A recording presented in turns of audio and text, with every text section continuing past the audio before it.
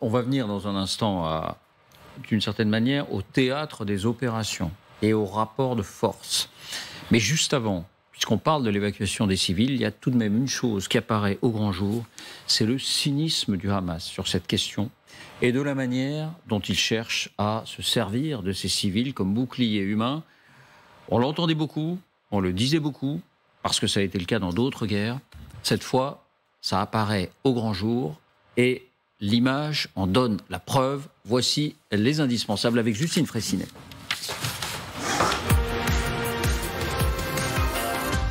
Bonsoir Justine. Bonsoir David, bonsoir à tous. Donc le Hamas a clairement tenté, et tente sans doute encore, d'empêcher cette évacuation des civils dont on est en train de parler, y compris par la force. Oui, regardez cette scène, elle s'est produite hier. Nous sommes sur l'autoroute nord-sud de Gaza, celle qui permet justement aux Gazaouis de fuir. Des véhicules roulent en direction du sud, donc, quand soudain, cette explosion se produit. Immédiatement, le Hamas accuse Israël de cibler des civils. Israël dément par l'intermédiaire du porte-parole de l'armée. Écoutez. There was no targeting of vehicles, there was no targeting of civilians, specifically because we want we don't target civilians anyhow, but specifically because we wanted people to go south. And I think it is appalling that Hamas isn't letting people to evacuate. Alors, qui a raison ? Après analyse de ces vidéos, plusieurs experts pensent que le Hamas est bel et bien à l'origine de cette explosion. Regardez en repassant la scène plusieurs fois, image par image, on ne voit pas de missiles arriver depuis le ciel. La forme de la boule de feu suggère plutôt une explosion. Certains évoquent une bonbonne de gaz, d'autres un bidon d'essence. En clair, il pourrait s'agir d'une voiture piégée, peut-être ce van que vous allez voir, entouré en rouge, que l'on voit avant l'explosion et que l'on ne voit plus après. Effectivement, c'est une hypothèse. Et les tentatives de stopper ces départs, ces évacuations ne s'arrêtent pas là. Oui, sur cette même autoroute, regardez d'abord cette vidéo filmée en caméra nocturne. Il s'agit d'une scène diffusée par l'armée israélienne, mais elle a pu être datée et géolocalisée. On voit d'abord ici une longue file de voitures, puis juste ici, vous allez le voir, entouré en rouge, deux éléments en travers de la route qui viennent bloquer la circulation. Il s'agit vraisemblablement de camions. On est à proximité de Gaza City. Même blocage sur la deuxième grande artère nord-sud de Gaza, sur cette photo aérienne également authentifiée. Là encore, deux véhicules en travers de la route bloquent le passage.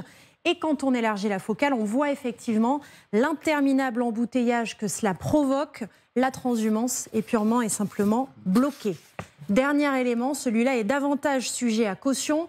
La conversation téléphonique entre un officier israélien et un habitant de Jabalia, au nord de la bande de Gaza. Ce dernier raconte que les hommes du Hamas tiennent des checkpoints pour bloquer la sortie des civils. Écoutez.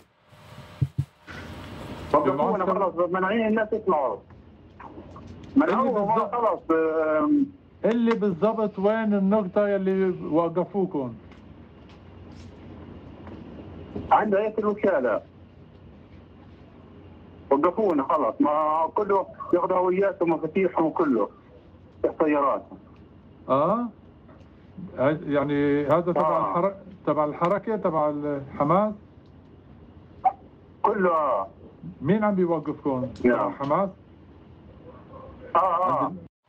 Là-dessus, vous avez raison d'être prudente parce qu'on ne peut pas authentifier cette conversation. En revanche, les deux autres éléments semblent plus probants. Dernier point, la façon dont le Hamas s'abrite derrière des bâtiments civils pour continuer à bombarder.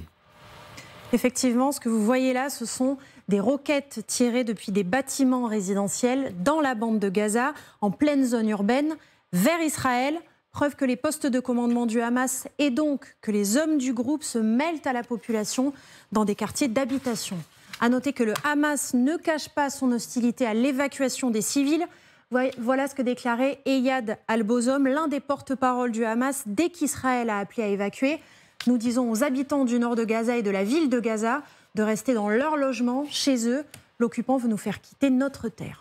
Merci Justine. Et je précise que quand vous parlez de transhumance, ça n'est pas une façon de minorer l'épreuve que traversent ces populations obligées de tout quitter avec armes et bagages, en famille, avec les moyens du bord. Je le précise parce que tout terme est sujet à interprétation.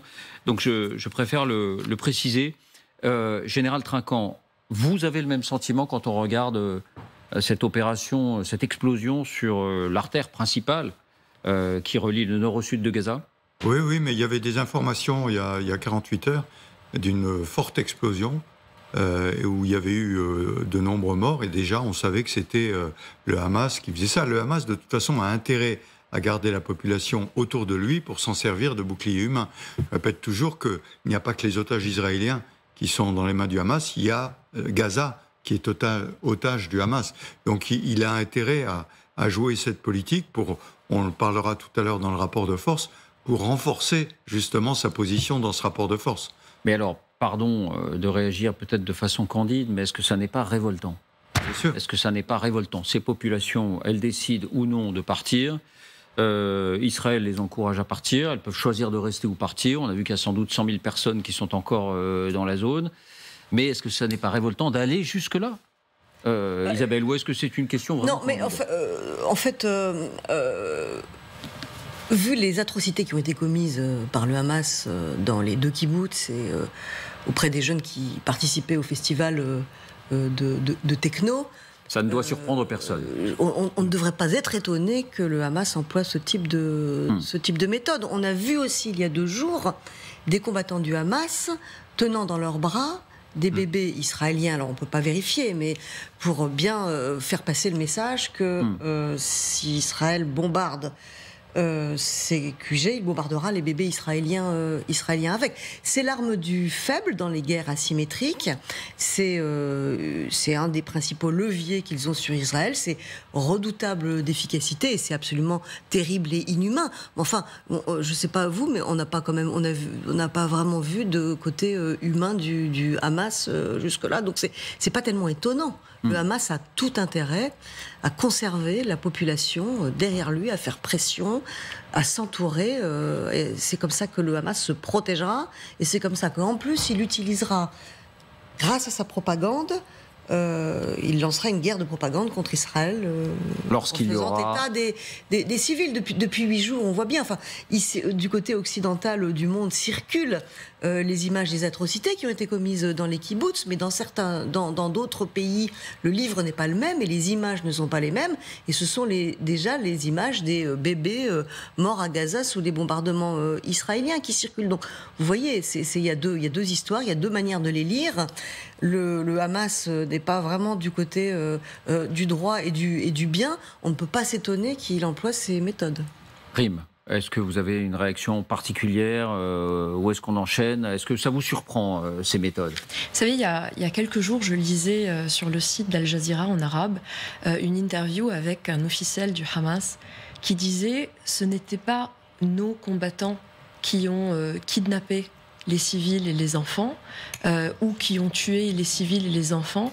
En fait, ce sont des Gazaouis, des civils, qui ont suivi les combattants du Hamas dans les kibboutz, et c'est eux, avec le chaos, qui ont pris en otage ces civils et qui ont tué ces civils. Des civils. Donc il accusait déjà les civils de Gaza d'avoir fait les atrocités que les combattants du Hamas avaient fait.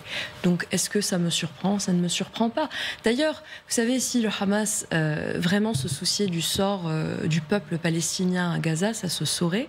Ça fait longtemps qu'il est aux affaires de Gaza. Ça fait 1 semaine que les officiels du Hamas disent que ça fait 2 ans qu'ils préparent cette attaque contre le territoire israélien. Ils n'ont manifestement pas préparé des vivres, de l'eau, pour faire en sorte que leur population civile à Gaza ne souffre pas autant. Vincent, si vous avez un mot à dire là-dessus, mais peut-être vous partagez à peu près... Bien sûr, vu de la stratégie Hamas, le peuple gazaoui est une variable d'ajustement. À partir du moment où votre calcul fondamental, c'est l'embrasement non seulement de la Palestine, mais de l'ensemble du monde arabe, il faut impérativement, puisque vous avez anticipé la férocité de la riposte israélienne, qu'il y ait précisément le maximum de dommages collatéraux possibles. pour essayer d'attiser la fraternité et la solidarité arabe et palestinienne. Et donc, c'est effectivement un calcul d'un cynisme sans fond, mais qui, lorsque vous vous référez à l'histoire, à l'idéologie de ce mouvement et même à ses écrits et aux interviews de ses responsables, ne saurait vous surprendre le moins du monde. Je voulais votre réaction, Vincent, aux déclarations de François Hesbourg sur précisément l'opération que s'apprête, selon toute vraisemblance, à mener au sol Israël, et même à l'opération qui est menée via les bombardements depuis quelques jours. Voilà ce que dit François Hesbourg. Il dit, mais écoutez, est-ce que l'Occident s'est posé tant de questions, les puissances occidentales, au moment de bombarder les villes allemandes, au moment de bombarder les villes japonaises, avec les conséquences que l'on sait sur les civils, pour vaincre le nazisme ou pour éradiquer l'armée japonaise au moment de la Deuxième Guerre mondiale. Écoutons François Hesbourg et puis vous réagirez. Ce qu'on fait avec les civils lorsqu'il y a une guerre. La question s'est posée fréquemment dans notre propre histoire. Par exemple, pendant la Deuxième Guerre mondiale, est-ce que Hitler avait procédé à de nouvelles élections après 1933 ? La réponse est non. Il y avait sans doute beaucoup d'Allemands qui étaient, si j'ose dire, défrisés par ce que faisait le Führer. Mais il y avait quand même une guerre à gagner. Et avec les outils de l'époque qui étaient moins précis qu'aujourd'hui, ça voulait dire bombarder beaucoup d'Allemands. Et chez les Alliés, même, la France était un pays qui n'était pas un pays ennemi pour les Britanniques et les Américains, les Soviétiques qui allaient nous libérer. Et pourtant, vous savez combien de Français ont été tués dans les bombardements pendant la Deuxième Guerre mondiale ? 65 000. Est-ce que ça veut dire qu'on considérait que la vie des Français n'avait aucune importance ? Bien sûr que non. Montage Élodie Salé. Dresde, Berlin, Hiroshima. Bien sûr. Est-ce que cette comparaison a du sens ? Et est-ce qu'elle pourrait être invoquée aujourd'hui par Israël ? On est historiquement très décalé quand même. Depuis, beaucoup de choses ont progressé. À l'époque, l'ONU n'existait pas. On critique beaucoup l'ONU, mais enfin, il y a beaucoup de critères qui ont été mis en place. Cour pénale, etc., qui fait qu'on ne regarde plus les choses exactement de la même façon. La vie humaine a changé de valeur. Non, parce que je reviens sur un dernier exemple qu'a cité tout à l'heure Vincent, Mossoul. La prise de Mossoul, on ne saura jamais combien il y a eu de morts. Mais Mossoul, la vieille ville, a été rasée. De morts civiles. Oui, bien sûr. Tapis de bombes, ça a été rasé, le cœur de Mossoul. Et on ne saura jamais combien il y a eu de morts. Donc, si vous voulez... Autant, je trouve que les exemples là historiques sont vraiment décalés par rapport à ce qui se passe aujourd'hui, mais quand on veut vraiment obtenir un effet, et à Mossoul, c'est simple, c'était Daesh qui massacrait, etc., on le fait, et on n'en parle pas. Là, je trouve, les Israéliens ont pris beaucoup plus de précautions. Ils ont isolé la partie nord, ils ont demandé à ce que la population parte au sud. Apparemment, il y a quand même une grosse partie de la population qui est partie au sud. Du coup, ils ont rouvert l'eau dans le sud, ce qui est une façon d'attirer la population au passage, parce que la vie est moins difficile. Je ne dis pas qu'elle est plus facile, mais elle est moins difficile. Donc, ils ont pris beaucoup de précautions, et je pense qu'ils ont pris beaucoup de précautions, essentiellement sous la pression que les Américains, les Européens leur ont mis, en leur disant « Attention, on ne fait pas n'importe quoi ». Peut-être parce qu'on respecte les critères droit de la guerre, mais aussi parce qu'on a peur des répercussions que ceci aura dans les populations arabes. Vincent, que vaut la comparaison ? Alors la comparaison ancienne, Dresde, Berlin, Nagasaki, ou la comparaison avec Mossoul ? Ce type d'analogie vous expose toujours au péril de l'anachronisme. Compte tenu justement de certaines valeurs dont on pouvait supposer après la Deuxième Guerre mondiale qu'elles pourraient être partagées par notre humanité souffrante. Deuxièmement, on parle là d'un territoire de 360 km². Pas simple d'établir là encore un parallèle avec l'immensité de l'espace qui a donné lieu effectivement à des bombardements qui ont été fatals à des civils qui n'étaient pour rien. Et puis un dernier point, à des centaines de milliers de civils. Bien sûr, mais il ne s'agit pas du tout ni de relativiser, ni d'euphémiser, ni d'être dans le déni historique. J'ajoute un dernier point qui est plus philosophique. Ça nous renvoie au piège de Machiavel. Que dit Machiavel ? Il dit tout simplement que la vraie victoire de la barbarie, c'est quand elle vous contraint, vous, à renoncer à votre humanité. par esprit de vengeance. Et l'État d'Israël se veut un État de droit. D'ailleurs, c'est pas un hasard si Netanyahou essaye à ce point d'asservir la Cour suprême. Bon, c'est précisément pour limiter la possibilité de censure du droit sur le politique, ce qui concerne au premier chef, vu les procédures qui lui pendent au nez. Donc, je veux dire, je trouve toujours ce genre d'analogie extrêmement acrobatique. Bien, le moment est venu. Non, vous vouliez dire un mot, Isabelle ? Je pense que oui. Il y a certains pays qui respectent les normes internationales, d'autres beaucoup moins. On l'a oublié, mais quand Vladimir Poutine faisait sa guerre en Tchétchénie, il y avait des actes d'atrocité difficiles à imaginer, où par exemple on mettait les Tchétchènes, on les mettait en rond, ça s'appelait le fagot, on les entourait d'un cordon et on lançait des grenades explosifs au milieu. C'est vrai, mais on ne se comparerait pas à Vladimir Poutine. Non, d'accord. En revanche, on pourrait se comparer à nous-mêmes il y a 80 ans. Ce que je veux dire, c'est que la vie humaine peut-être a changé pour les démocraties et pour certains pays dans le monde, mais elle n'est pas davantage considérée aujourd'hui quand on parle de ce type de pays.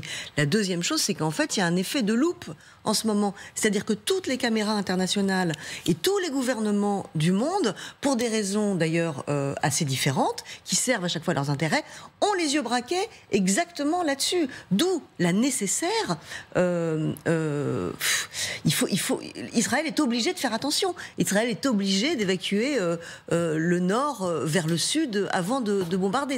C'est pas possible. C'est un écran. Cette guerre en direct est un espèce d'écran géant qui sera installé au-dessus de la terre. Tout le monde y assiste en direct. Vous imaginez la sensibilité? Avec évidemment le risque en plus que ce conflit ne dégénère et ne touche les pays voisins. Bien.